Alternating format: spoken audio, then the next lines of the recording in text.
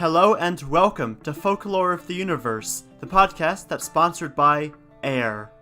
I'm your host, Kyle. Welcome to episode 11, which is actually my favorite number, so hopefully this is a good one. This episode, we're going to be mixing up the format a bit. So I talked last episode about how I'm adding in a new segment. Well, here it is. I'm going to be doing a Monster of the Week style thing from here on out. How it's going to work is, every episode before I get to the stories, I'm going to talk about some creature or monster or spirit from some folklore mythology from around the world. And we're going to talk about what it is, what it does, where it lives, and basically everything about it. For this, I do want to shy away from the more commonly known ones, like dragons or centaurs or medusas, because I feel like most people are already pretty familiar with those, and I want to do things that are new for people, for you and for me, and that should hopefully make it more interesting. Also, I want to start mixing in, instead of doing a few shorter stories, I want to try doing one longer story every now and then, just so that I can cover more things and so that I don't have to avoid longer stories because they won't fit before. So now they will fit sometimes, when I do them. So for this episode, we've got one story. It's a longer one, it's a Japanese one. For the Monster of the Week, I want to do the plumed serpents of Mesoamerica. And then before all that, I also want to talk about fossils for a bit, and how those affect folklore and mythology.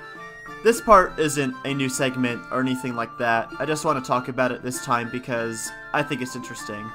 So let's get down to it. Let's start talking about fossils and why those matter, and the effects they've had on folklore and mythology over the ages. A lot of creatures and monsters in folklore and mythology have actually been inspired off of fossils. I think I've talked about this before with the bunyips from Australia, how those are inspired by either memories or bones of old Australian megafauna, which are now extinct. The classic example of this, though, is with dragons. The general consensus, assumption, thought now is that dragons are based off of dinosaur fossils. Because when people find the bones of some extinct animal which clearly doesn't exist in the day-to-day life, then they try and think what could have left this bones behind, what sort of creature could have done it, and that's how they come up with things like bunyips and dragons. So, for example, if they find a T-Rex skull, they don't know what a T-Rex is or what it looks like, but they can see they've got a skull of a giant reptile, and they come up with the design of a dragon to explain where this came from. And this is why we've got dragons in both Europe and Asia, because they both independently found these dinosaur skulls and came up with somewhat similar creatures that explain where these skulls came from. Another one is cyclopses in Greek mythology, coming from either mammoth or elephant skulls. If you look up a skull of an elephant or mammoth online, you'll see there's a big hole in the middle of it, which is where the trunk bits go. But if you're an ancient Greek person who doesn't, again, really know about how elephants work, then you're going to assume that is an eye socket, and it's just got one giant eye in the middle of its face, and that's, hence the Cyclops. Also, mammoth bones are thought to be an inspiration for where giants came from, because certain mammoth leg bones look an awful lot like human leg bones, just super big, so people thought that there were giant humans that were walking around, and that they left these bones behind. So I think all of this is really quite interesting, thinking about different mythological or folklore creatures, then trying to imagine where they came from, what might have inspired this creature idea, or why people came up with this, whether to explain fossils or some other reason. This actually ties into our next segment, so we're going to move on now to our Monster of the Week. This episode's one, like I said before, is the plumed serpent, or the feathered serpent, which, as the name implies, are these giant snakes with wings just behind their heads. They come from Mesoamerica, so it's Mexico, Central America region, and they were considered either to be mythological or supernatural entities, or as deities. So, for example, the Aztecs had the feathered serpent god Quetzalcoatl, whereas the Mayans had a similar one who was called Kukulkan. They were very prominent. You find a lot of feathered serpent depictions in pre-Columbian art and sculpture. In fact, at Chichen Itza, the big temple city in Mexico, the main iconic temple there that everyone thinks of when they hear Chichen Itza is the temple of Kukulkan, and in front of it there are these two feathered serpent heads, And I've talked about this before during the spring solstice special equinox episode, how there's this effect on the equinoxes that makes it look like the serpent is crawling down the steps to go towards the sacred snow day. And really, Quetzalcoatl and Kukulkan are sort of the same, different names for the same god, sort of like how Greek and Roman religions had the same gods with different names that were kind of different, but really they're the same one. It's like this for this. Both feathered serpent gods were known as bringers of rain and as keepers and gods of knowledge and intelligence. Both were also associated with the planet Venus, which was very important in both Mayan and Aztec astronomy. Because of this, the feathered serpent is a pretty positive and good figure, because rain is good, it keeps your crops growing, and knowledge is good, because it means you know things. And knowing things is generally pretty good. Unless you're Jon Snow, I guess.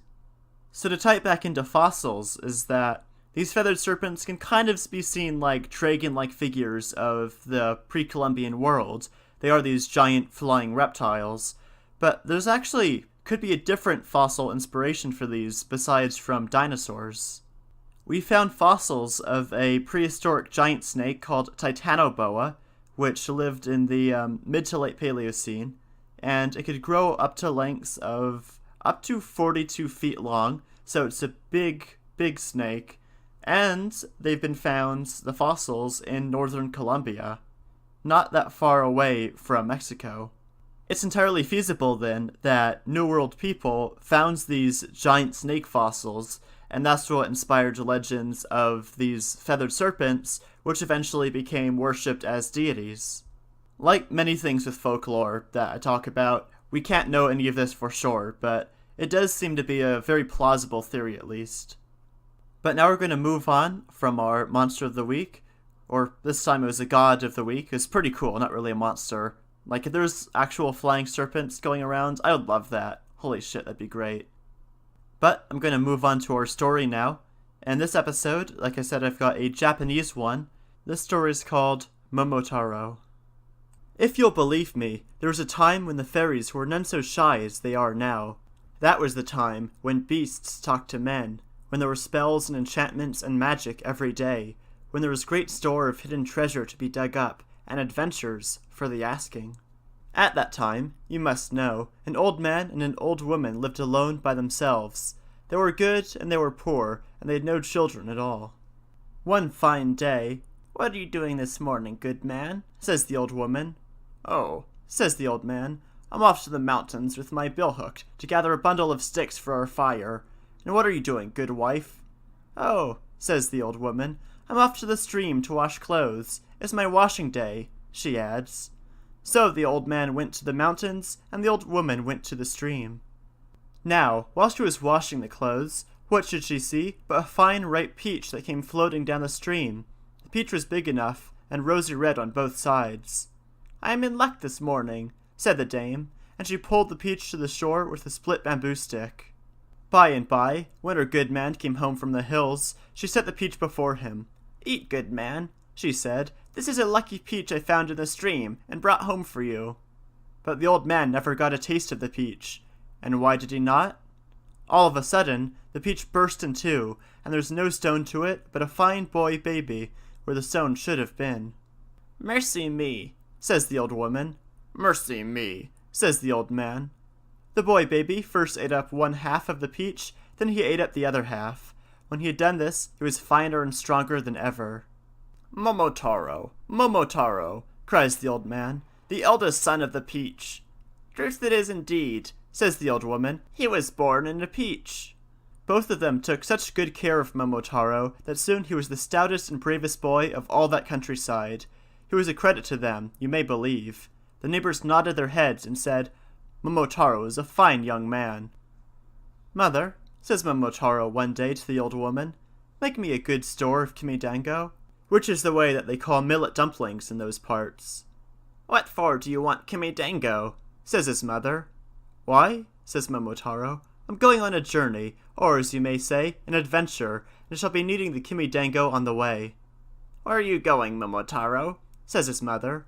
"I'm off to the Ogre's Island," says Momotaro, to get their treasure, and I should be obliged if you let me have the Kimidango as soon as may be, he says. So they made him the Kimidango, and he put them in a wallet, and he tied the wallet to his girdle, and off he set. "Goodbye, and good luck to you, Momotaro," cried the old man and the old woman. "Goodbye, goodbye," cried Momotaro. He hadn't gone far when he fell in with the monkey. "Kia, kia," says the monkey. "Where are you off to, Momotaro?" Says Momotaro, "I'm off to the Ogre's Island for an adventure." "What have you got in the wallet hanging at your girdle?" "Now you're asking me something," says Momotaro.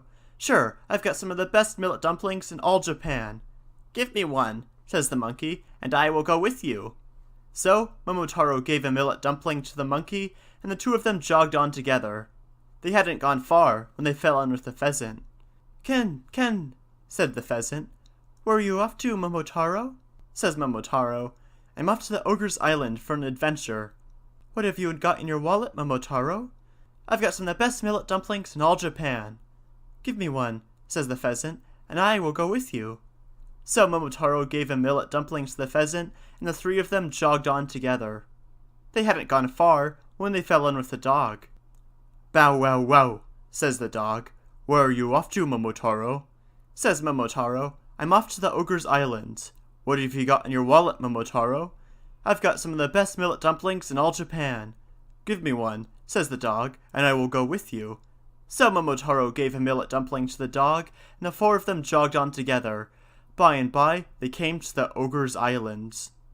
"Now, brothers," says Momotaro, "listen to my plan. The pheasant must fly over the castle gate and peck the ogres. The monkey must climb over the castle wall and pinch the ogres. The dog and I will break the bolts and bars. He will bite the ogres, and I will fight the ogres." There then was a great battle. The pheasant flew over the castle gate. "Ken, Ken, Ken!" Momotaro broke the bolts and bars, and the dog leapt into the castle courtyard. Bow wow wow! These brave companions fought till sundown and overcame the ogres. Those that were left alive they took prisoners and bound them with cords. A wicked lot they were. "Now, brothers," says Momotaro, "bring out the ogre's treasure." So they did. The treasure was worth having indeed. There were magic jewels there, and caps and coats to make you invisible. There was gold and silver, and jade and coral, and amber and tortoiseshell, and mother of pearl. "Here's riches for all," says Momotaro. "Choose, brothers, and take your fill." "Kia, kia," says the monkey. "Thanks, my lord Momotaro."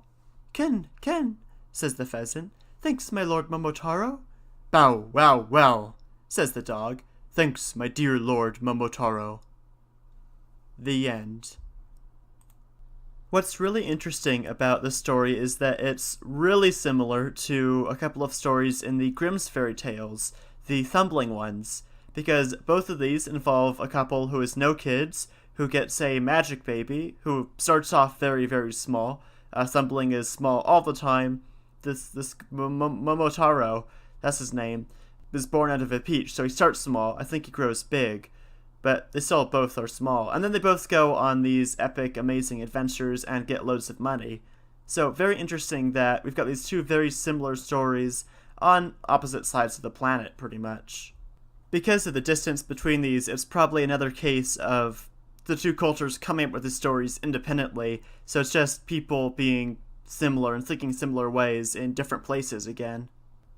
We also see that he assembles sort of this Avengers team of animal companions, which also occurs in several European folklore and fairy stories, although the cast is a little bit different for this one, which, makes sense because of geography and different animals that are around. So for this one, of course, we've got the monkey, which makes sense because monkeys are smart, they're agile. Got dogs, which makes sense because dogs, they're loyal, they're good companions. You got a pheasant, which makes sense because pheasants, they exist. So you got this quite interesting team versus ones that you might find in European folklore, which are quite different. This story has them fighting ogres, which are a fairly common demon monster in Japanese folklore, and art and culture depictions. They show up a lot. Very popular characters. Of course, these are not ogres like Shrek. They are very different from that. They're not green. I think these ones are typically red in color. They've got fangs, they've got horns, so they do look like these kind of gnarly demon dudes, as opposed to Shrek, which is he's just Shrek. Which is, of course, ogre is just a translation for these creatures.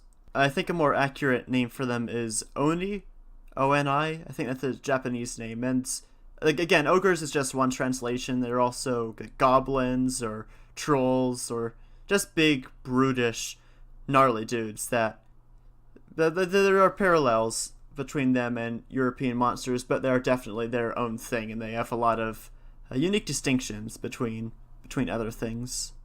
So I don't know if all these are inspired by those mammoth bones or what. I don't know where these all come from, but it could be.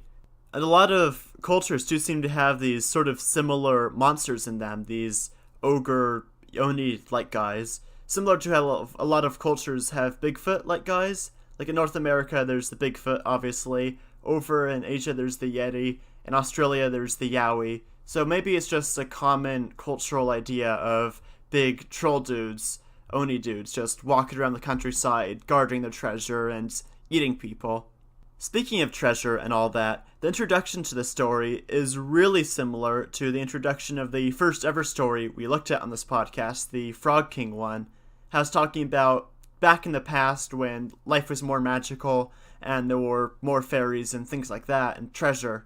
So I feel like this romanticization of the past is definitely a universal human concept for it to show up so frequently across so many different cultures. And this is why it's so valuable to look at folklore from so many different cultures, because if we can find these common parallels across these different ones, then it gives a lot of insight into how humans think and how we develop and interpret the world. So it is a very rewarding thing to look at all these in conjunction with each other. But I think that's about it. I think it's time to start wrapping up the episode. So I hope you've enjoyed this one. I hope you've enjoyed the new format with the Monster of the Week. I've got some pretty cool and fairly obscure things lined up, so it should be interesting at least. It won't be just the standard repeats of stuff you've already heard about. If you have any feedback or story requests or anything like that, shoot me an email at contactkyleshort@gmail.com, and I'll try and check that and get back to you. And that is all. So, hope you enjoyed this. I will see you next episode in 2 weeks' time, and goodbye.